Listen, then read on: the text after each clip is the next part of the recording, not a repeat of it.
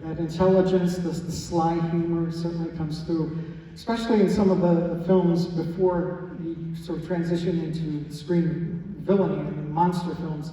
Of course, Laura, it was a huge success, but in terms of the comedy, the humor that he brought to some of the films, I love Champagne for Caesar. There's another one you speak highly of in your book, which I haven't seen, Baron of Arizona. So it's the humor aspect of his performances that I think it gets a little neglected. You know, people think of just... He was a very funny man, and he actually loved doing comedy, and you see that in all the TV things he did. You know, he did the Carol Burnett Show and the Lucy Show and the Brady Bunch. I mean, that was high camp. You know, he was definitely, he loved poking fun at himself, and he had a fantastic sense of humor. So, and I think he understood that. I mean, look, how often, sometimes when we're scared of something or when we're anxious about something, it's that really fine line between terror and hysterical laughter, right? And that's something that I think he captured. Now, he made so many movies, but part of the pleasure for him was traveling to different places, and, you know, sort of what he got paid for these films allowed him to buy more art. You know. Absolutely, and that brings in another wonderful Chicago connection. So my dad, as I said, studied art history at Yale, the University of London. In Los Angeles, he had an art gallery, started the first museum of modern art in Los Angeles, was on art boards all over the world, and in the late 1950s, he was on a game show called the $64,000 Challenge as an art expert. And that was like, I don't know, The Voice or, you know, American Idol. Everybody tuned in, and they were watching like Edward G. Robinson versus Vincent Price, both of whom were art experts and art collectors. And he would plug art museums all over the country, you know, promoting them. So he was incredibly well known as an art expert. So right at the beginning of the 1960s, Sears, which was, you know, the world's biggest department store and based out of Chicago, decided to kind of make their image less of a catalog business and more of a department store business. And so they hired spokespeople. So Sir Edmund Hillary, who just climbed Mount Everest, became the camping gear spokesperson, and Ted Williams of the Boston Red Sox, I don't know why they didn't pick somebody from the Cubs, but anyway, Ted Williams became the sporting goods spokesperson, and Jackie Kennedy's social secretary became housewares, and she was good friends with my dad. And she suggested my dad for the art spokesperson. Well, my dad took one look at the art that was being sold at Sears, and he was like, yeah, no.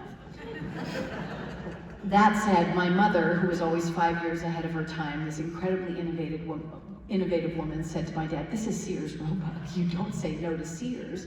What would you do? What would you do?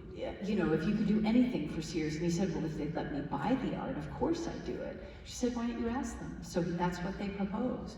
My dad, over the course of about 8 years, bought 20,000 pieces of art for Sears. And you could go into Sears all over the country and buy a Picasso, a Whistler, a Dali, a Vuillard, something on your, you know, an emerging artist on your Sears credit card with a money-back guarantee. And so my dad really, who was a populist about art, he felt everybody should have art in their homes. That's what happened through Sears. So he came to Chicago all the time to work with Sears.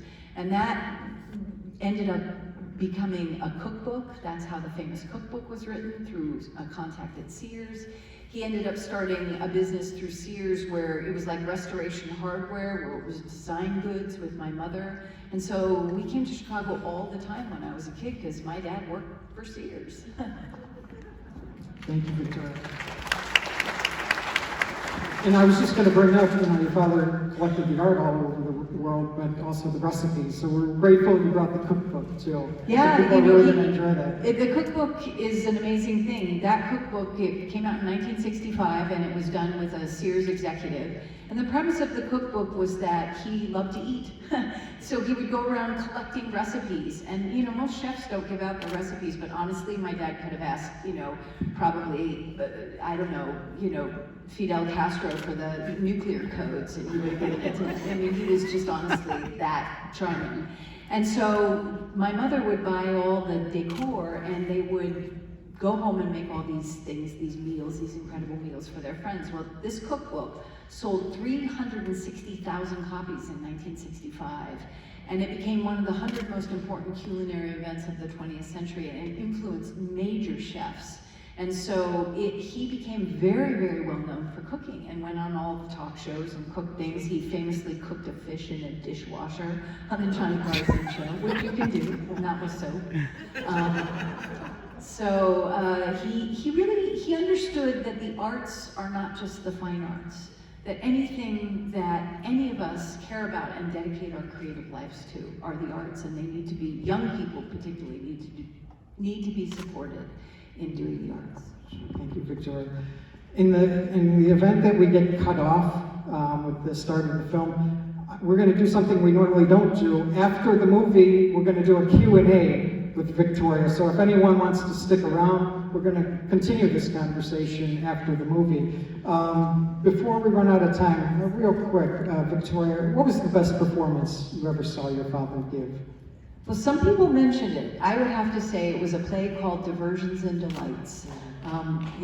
He played Oscar Wilde at the very end of his life. And it was interesting because it was 1977, and of course this was a time when horror movies were taking a turn to be much more violent, and he was not being offered parts he wanted to do, and he was really at a loss. And my stepmother, who was a well-known British actress, found this part for him. And he played Oscar Wilde at the end of his life. And do I have time for a quick story? So here he is playing it opened in San Francisco in 1977, and here he is playing pretty much the most famous gay man on the planet at that time.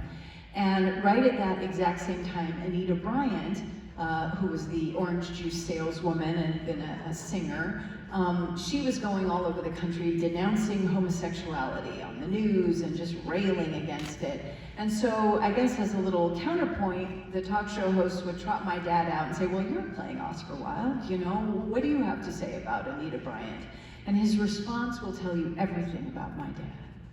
He famously paused for a moment and he said, Miss Bryant, yes, I think Oscar Wilde wrote a play about her, a woman of no importance.